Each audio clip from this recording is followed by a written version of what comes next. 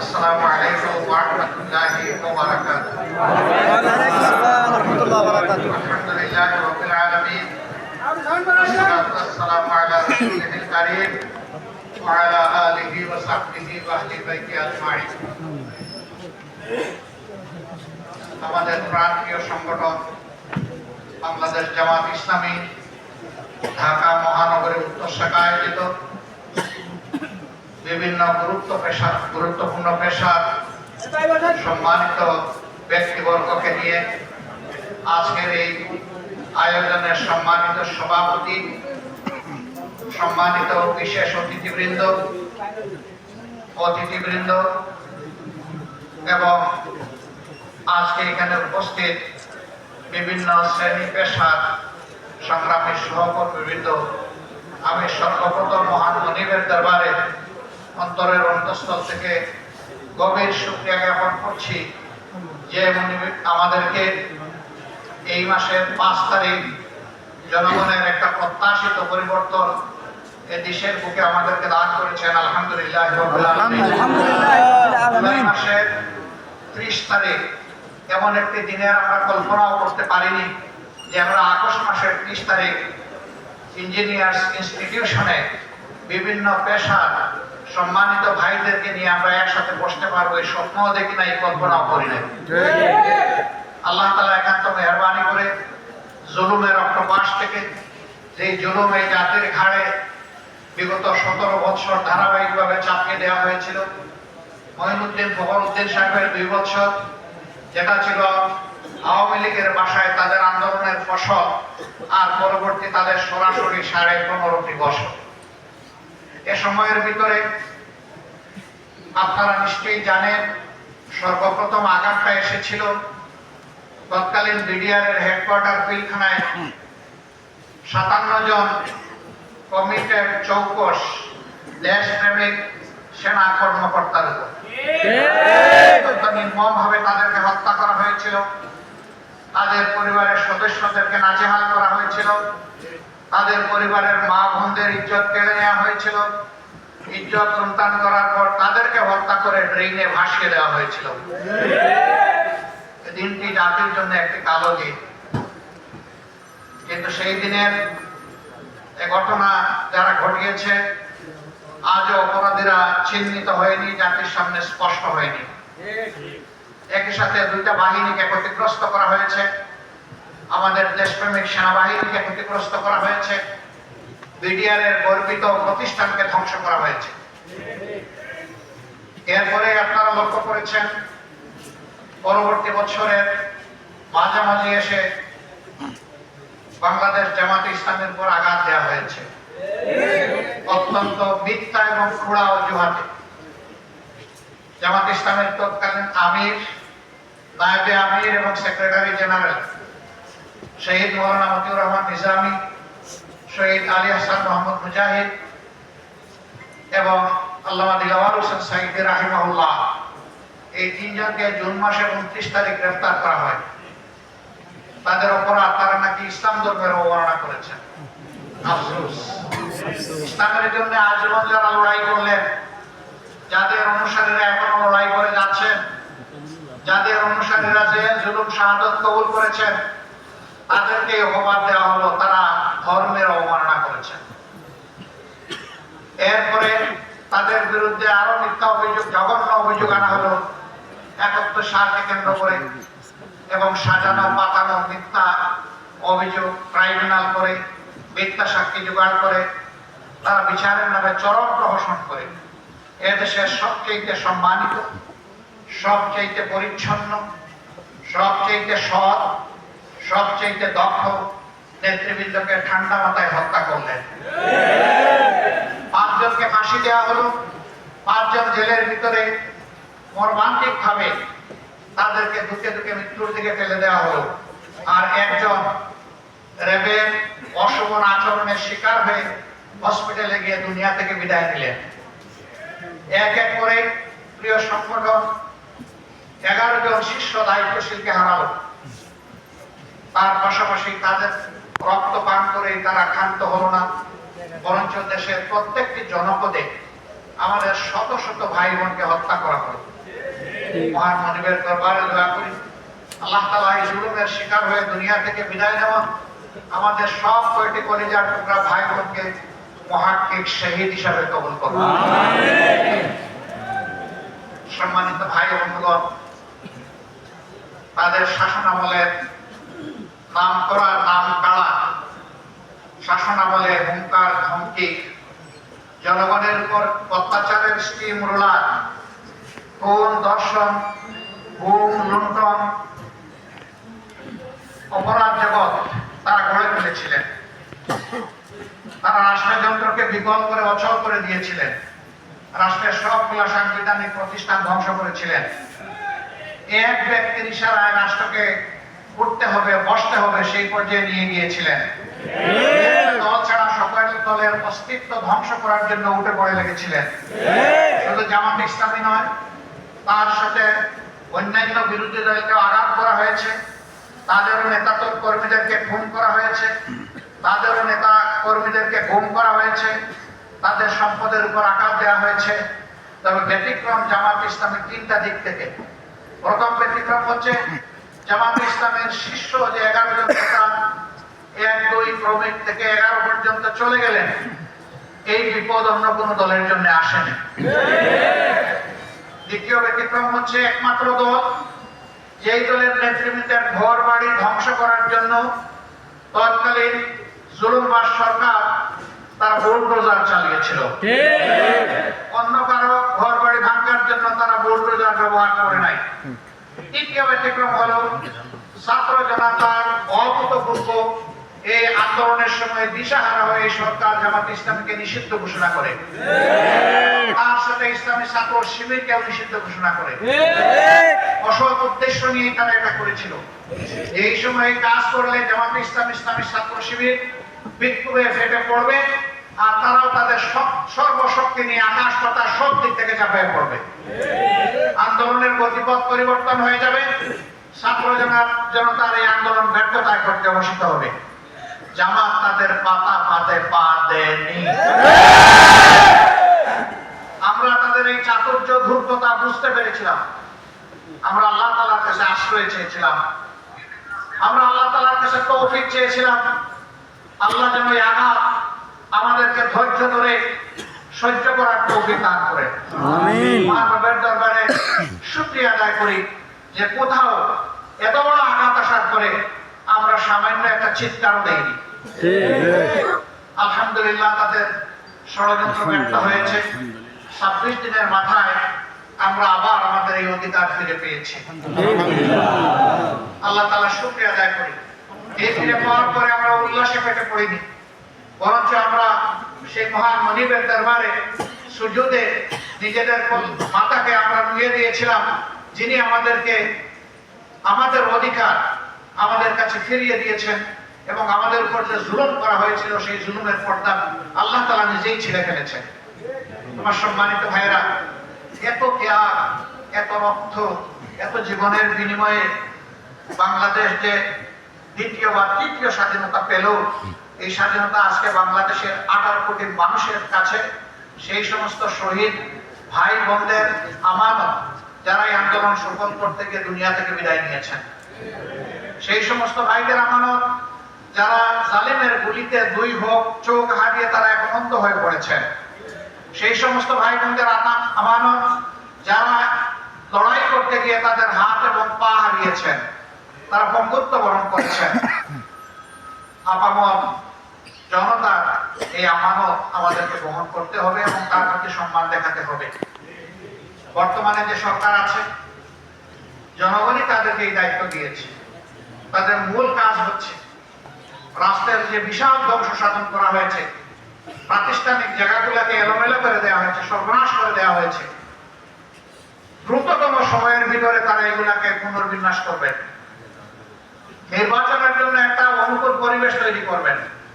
যখনই অনুকূল পরিবেশ তৈরি হয়ে যাবে, তখন একটি অর্থবহ, গ্রহণযোগ্য, সুষ্ঠু নির্বাচন জাতিকে উপহার দিয়ে তারা আবার তাদের স্ব কর্তব্যের জায়গায় চলে যাবে। আমরা সেই দিনের অপেক্ষায় আছি। আমরা তাদেরকে সংগত সময় দেওয়ার পক্ষে। এই কাজগুলা করার জন্য যেটুকু মিনিমাম সময় প্রয়োজন সেই সময় আমরা তাদেরকে দেওয়ার পক্ষে। আমরা এই কথা বারবার উচ্চারণ করেছি। সেই সাথে আমরা আমাদের আকাশ এখনো কালো মেঘ মুক্ত হয়নি। এখনো বাংলাদেশের আকাশে শকুনের ঘোরাঘুরি চলছে। আমরা যেন আত্মতৃপ্তিতে না ভুগি যে আমরা বোধহয় পূর্ণ সফলতা বা বিজয় পেয়ে গিয়েছি। বাংলাদেশের মানুষকে হয়তো আরো অনেক ত্যাগ স্বীকার করতে হবে। আল্লাহ তাআলার কাছে দোয়া করি সকল ত্যাগের বিনিময়ে আমাদের দেশটাকে যেন আল্লাহ তাআলা পরিচ্ছন্ন করে দেন। আমিন। আল্লাহ তাআলা যেন জুলুম মুক্ত করে দেন। আমিন। আল্লাহ যেন ন্যায় এবং ইনসাফের ভিত্তিতে একটা সমাজ বিনির্মাণের তৌফিক এই জাতিকে দান করেন। আমিন।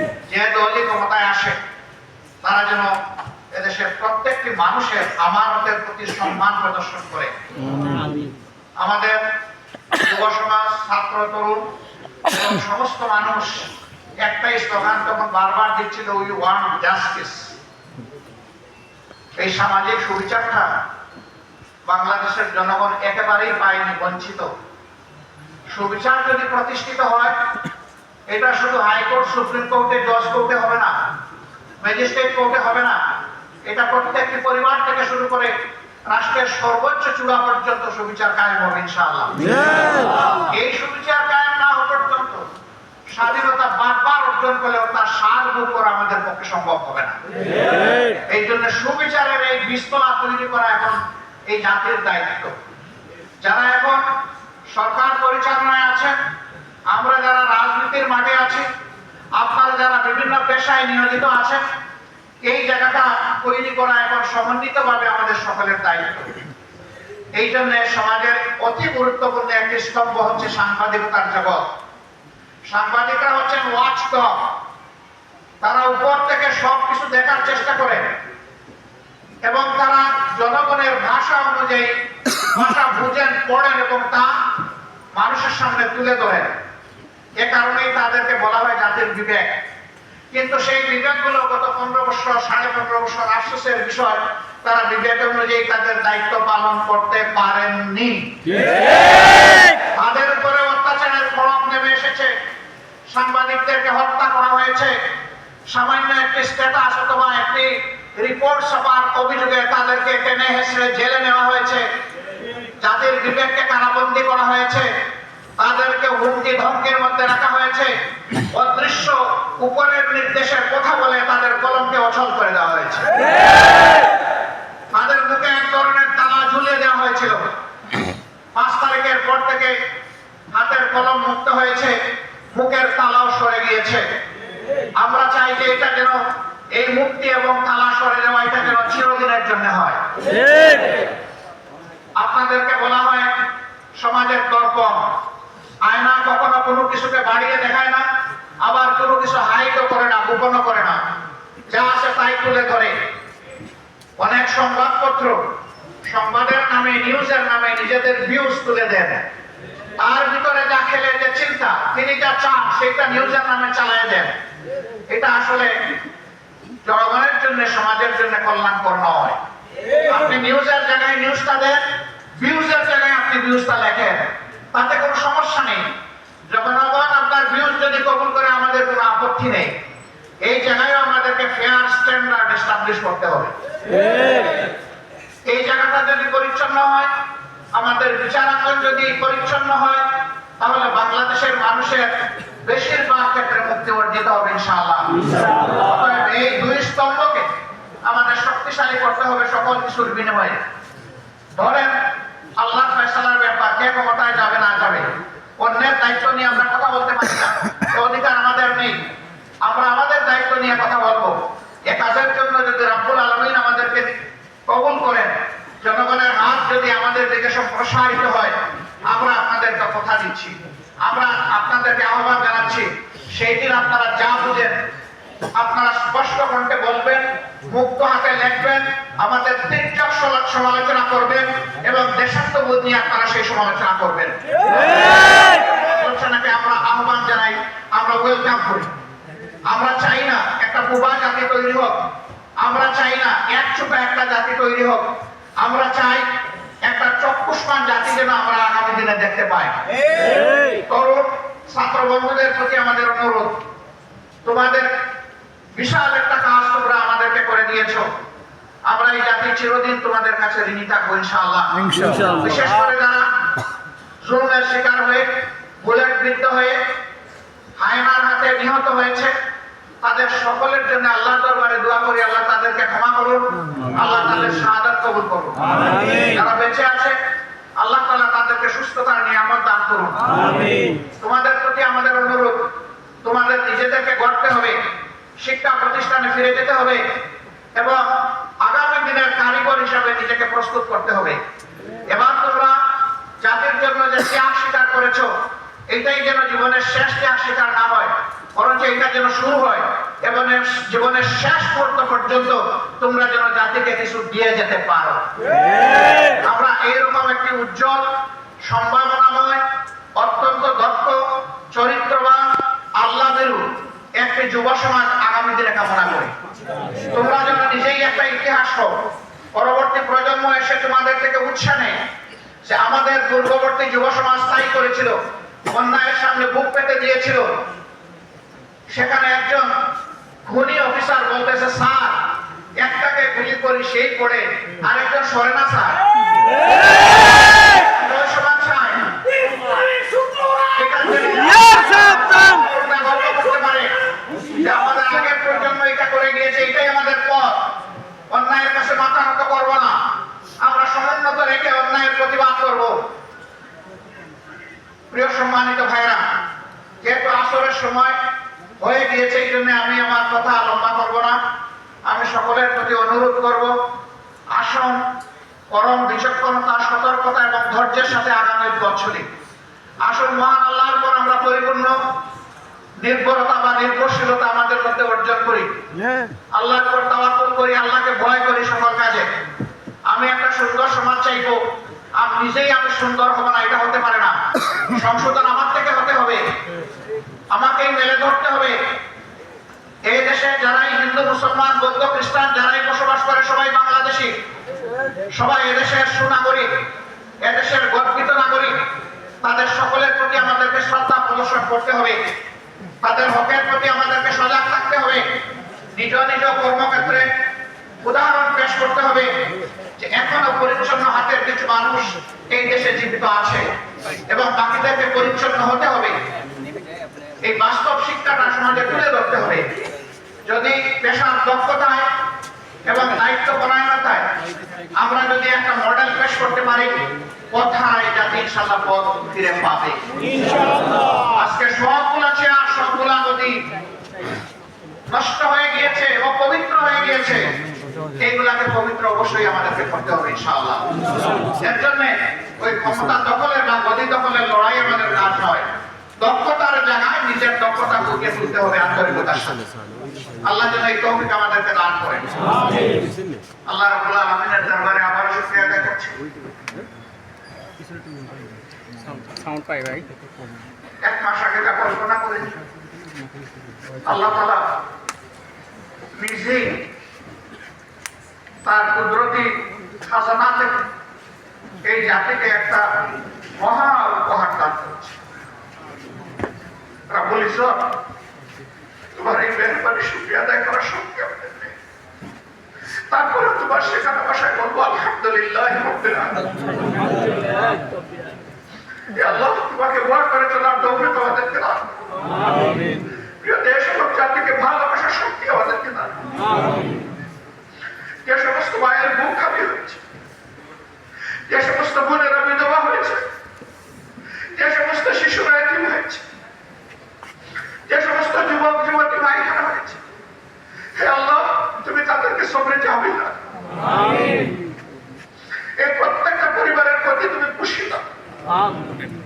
এখন যাদের উপরে রাষ্ট্র পরিচালনার দায়িত্ব আছে, তারা যেন কখনো এই জাতির আশা আকাঙ্ক্ষার বাইরে চলে না যায়, তাদেরকে সেই শক্তি দান করুন। আমিন। তাদের কারণে যেন আল্লাহ নতুন করে এই জাতির ক্ষতি না হয়, তাদেরকে তুমি হেফাজত করো। আমিন। সকল চ্যালেঞ্জ ঐক্যবদ্ধ জাতি হিসেবে আমাদেরকে মোকাবেলা করার শক্তি তুমি দান করো। আমিন। সর্বাবস্থায় আমরা তোমার সাহায্য চাই। হাসবুনাল্লাহু ওয়া নি'মাল ওয়াকিল, নি'মাল মাওলা ওয়া নি'মান নাসির। আসসালামু আলাইকুম ওয়া রাহমাতুল্লাহ।